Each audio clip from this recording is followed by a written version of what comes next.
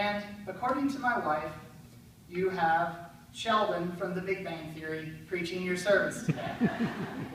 By the end, you'll probably know why. In looking at our passage today, we see one of Jesus' miracles that is recorded in the book of John, the feeding of the 5,000. Now, what's interesting about the book of John is that there are 7 miracles that are specifically highlighted as signs throughout the book. Some of these other signs include the first miracle, turning water into wine, Jesus walking on the water, and Jesus raising Lazarus from the dead. These 7 signs were given, especially in lieu of how the first chapter of John reads, "In the beginning was the Word," as a picture of a new creation. Also, we see in chapter 5, verses 19 through 47, Jesus is talking about where his authority comes from. We even see Jesus in verse 36 say, "But I have a testimony greater than John the Baptist. The works that the Father has given me to complete, the very works that I am doing, testify on my behalf that the Father has sent me." So this miracle that we see in our passage is one of the works that speaks to Jesus' authority being sent from God in heaven. So let's look a little more closely at our passage for today. Look with me at verses 1 through 7. After Jesus went to the other side of the Sea of Galilee, also called the Sea of Tiberias, a large crowd kept following him because they saw the signs that he was doing for the sick. Jesus went up the mountain and sat down there with his disciples. Now the Passover, the festival of the Jews, was near. When he looked up and saw a large crowd coming toward him, Jesus said to Philip, "Where are we to buy bread for these people to eat?" He said this to test him, for he himself knew what he was going to do. Philip answered, 6 months' wages would not buy enough bread for each of them to get a little. So first we see Jesus leading a large group of people through the wilderness. They're up near the Sea of Galilee in a grassy mountainous area. This immediately would have brought to mind Moses leading the Jews through the wilderness after the Exodus. This idea would have been especially powerful because John points out that the timing of this was near the Passover, the festival celebrating the Exodus from Egypt. We'll see more imagery of Moses later, and I'm sure you'll catch it. Next, Jesus turns to his disciple Philip and asks him to feed the entire crowd. Now let's note Philip's response here. He responds in a very human way. He looks around and sees all these people and immediately comes to the conclusion that this cannot be done. This is a logical response. How often in our own lives do we respond to situations like this? How often are we Philips? When I was reading this section of the passage, I had a section of a television show that I enjoy watching called The Office that came to mind. In this episode, we see the boss, Michael Scott, is taking the staff of Dunder Mifflin, the paper company that they all work in, to a beach day. And in this scene, we see him bring the secretary, Pam, over to a lunch table. They're on the lunch table, there are about 8 grocery bags filled with about 800 hot dogs. And he says to her, "Pam, I need you to cook me these hot dogs for a little hot dog eating contest I want to have." She says, "All right, when do you need them by?" He says, "Oh, about 10 minutes." She has no fire, she has no grill, she has nothing. I imagine that the look on her face at the moment mirrors something of what Philip is thinking right now. So how often are we like Philip in this story? We look at the situations that we are surrounded with and we think, this cannot be done. But something we need to remember is this: God can provide more than we think or believe to be possible. Let's continue with our passage by looking at verses 8 through 13. One of his disciples, Andrew, Simon Peter's brother, said to him, "There is a boy here who has 5 barley loaves and 2 fish. But what are they among so many people?" Jesus said, "Make the people sit down." Now there was a great deal of grass in the place, so they sat down, about 5,000 in all. Then Jesus took the loaves, and when he had given thanks, he distributed them to those who were seated, so also the fish, as much as they wanted. When they were satisfied, he told his disciples, "Gather up the fragments left over, so that nothing may be lost." So they gathered them up, and from the fragments of the 5 barley loaves left by those who had eaten, they filled 12 baskets. So what we see in this section is the contrast to Philip. Where Philip saw only an impossibility, Andrew brought forth a little and expected Jesus to be able to do something with it. He trusted that with what little he could find and give, God would be able to provide what was needed. Not only just what was needed, but an overabundance. It speaks not only how everyone was satisfied, but also that there were 12 basketfuls left over. Now from this miraculous sign of almost manna from heaven, the crowd really seems to get stirred up. Look with me again at verses 14 through 15. When the people saw the sign that had been done, they began to say, "This indeed is the prophet who has come into the world." When Jesus realized that they were about to come and take him by force to make him king, he withdrew again to the mountain by himself. Now when we see the people in this section call Jesus the prophet, this is not just a random title. We can see in Deuteronomy chapter 18, verse 15, "The Lord your God will raise up for you a prophet, like me, from among your own people. You shall heed such a prophet." Here in Deuteronomy, there is this prophet, prophesied by Moses, to come and lead the people in the future. So in our passage from John, the crowds see Jesus as this particular prophet. In John chapter 5, verse 46, we read, Jesus saying, "If you believed Moses, you would believe me, for he wrote about me." So this is Jesus even himself claiming to be this foretold prophet. But then we see Jesus withdraw. Not only withdraw, but he walks across the water away from the crowds. When I was thinking about this section, this brought to mind almost the scene of almost like a Monty Python skit. You have all the disciples run down and jump in the boat and start rowing away real fast, and Jesus running across the water screaming, "Hey, wait up."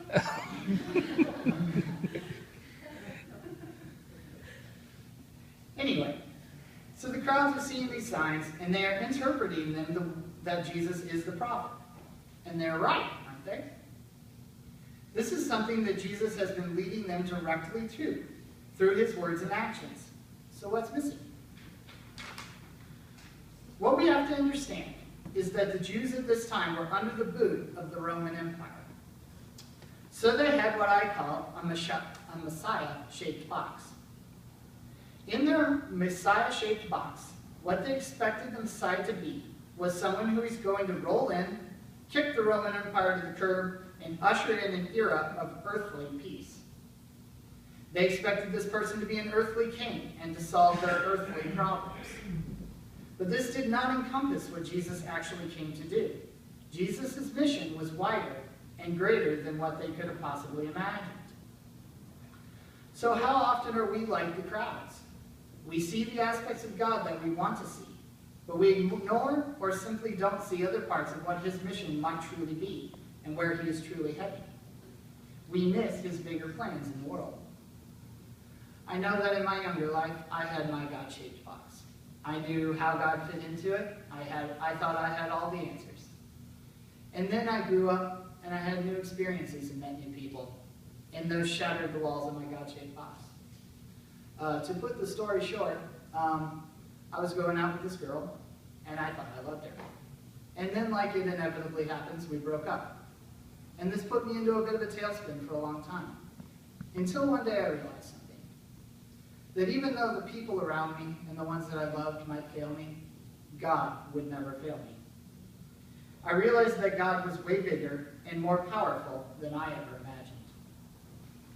What are some of the ways that we all fit God into our own little God-shaped boxes and might be missing his bigger, more expansive plans?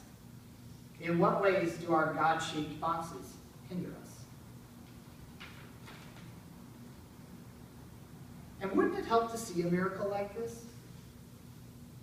I know that during my workday, I listen to a lot of podcasts on my phone just for something to do. And one of the ones that I listen to is a show, it's called Unbelievable.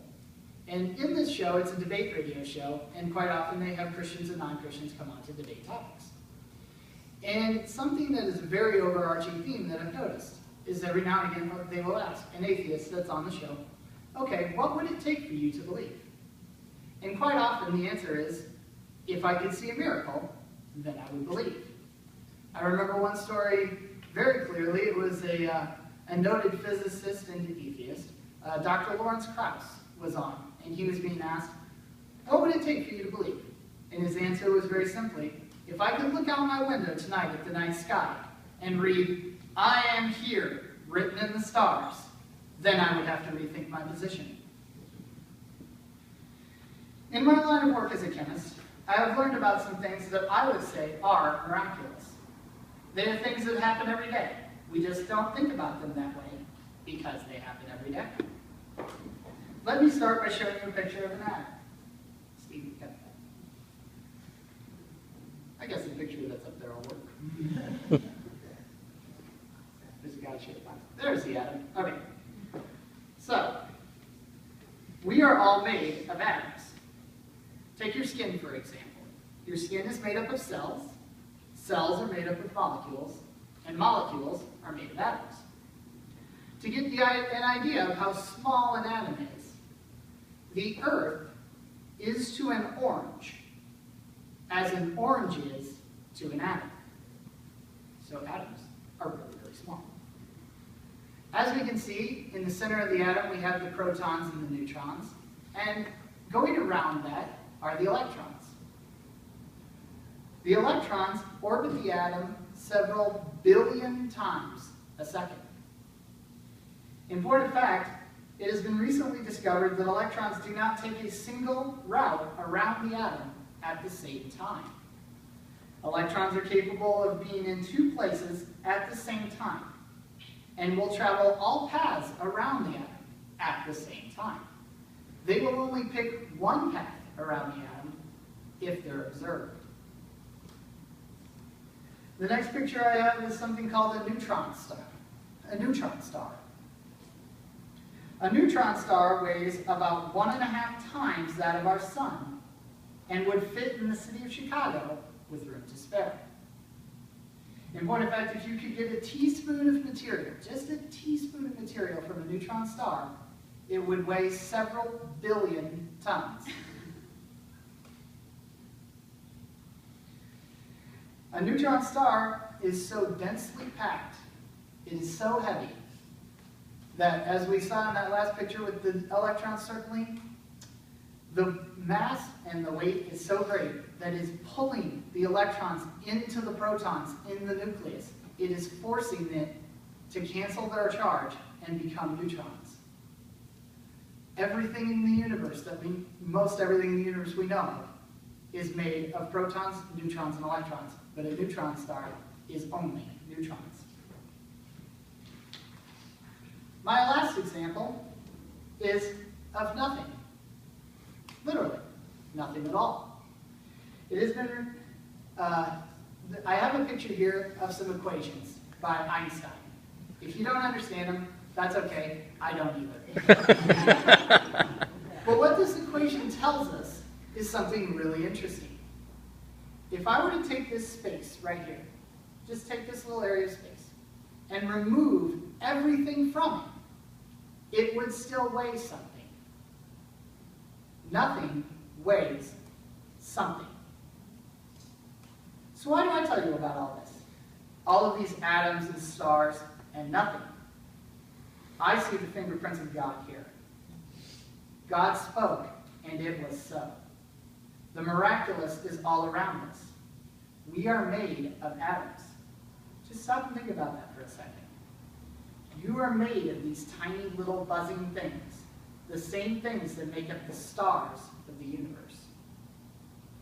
I've heard it said, science is the art of thinking God's thoughts after them. And I really enjoy this quote from the book, What We Talk About When We Talk About God by Rob Bell. It's all, let's use a very specific word here, miraculous. It's all miraculous, and it always has been. So what do we take home from this? First, Jesus can always provide for us more than we need or believe possible. Sometimes we need to be reminded to be more like Andrew than Philip, to look not to what we, in our human power, can accomplish, but we need to look to God for what he can accomplish. Second, don't get so fixated on one thing about Jesus or God that you miss what he is truly about. Don't get so stuck in your God-shaped box that when God starts to show you a new thing or a new direction, that you can't recognize it for what it is. And number 3, don't miss the miraculous happening all around us all of the time. I don't